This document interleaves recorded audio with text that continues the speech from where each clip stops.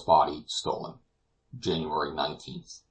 All through the day the sky remained unclouded and the heat intense, and night came on without bringing much sensible moderation in the temperature. I was unable to get any sleep, and, toward morning, was disturbed by hearing an angry clamor going on outside the tent. It aroused Monsieur Letourneur, Andre, and Miss Herbey as much as myself, and we were anxious to ascertain the cause of the tumult. The boatswain, Dallas, and all the sailors were storming at each other in a frightful rage, and Curtis, who had come forward from the stern, was endeavoring to pacify them. "But who has done it? We must know who has done it," said Dallas, scowling with vindictive passion on the group around him. "There's a thief," howled out the boatswain, "and he shall be found. Let's know who has taken it." "I haven't taken it." "Nor I." "Nor I," cried the sailors, one after another, and then they set to work again to ransack every quarter of the raft. They rolled every spar aside, they overturned everything on board, and only grew more and more incensed with anger as their search proved fruitless. "Can you tell us," said the boatswain, coming up to me, "who is the thief?" "Thief?" I replied. "I don't know what you mean." And while we were speaking, the others all came up together, and told me that they had looked everywhere else, and that they were going now to search the tent.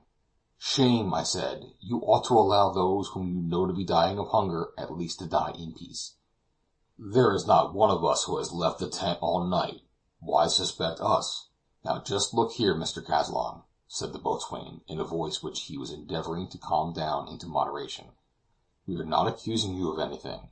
We know well enough you, and all the rest of you, had a right to your shares as much as anybody, but that isn't it. It's all gone somewhere, every bit." "Yes," said Sandon gruffly, "it's all gone somewheres, and we're going to search the tent." Resistance was useless, and Miss Herbey, Monsieur Letourneur, and Andre were all turned out.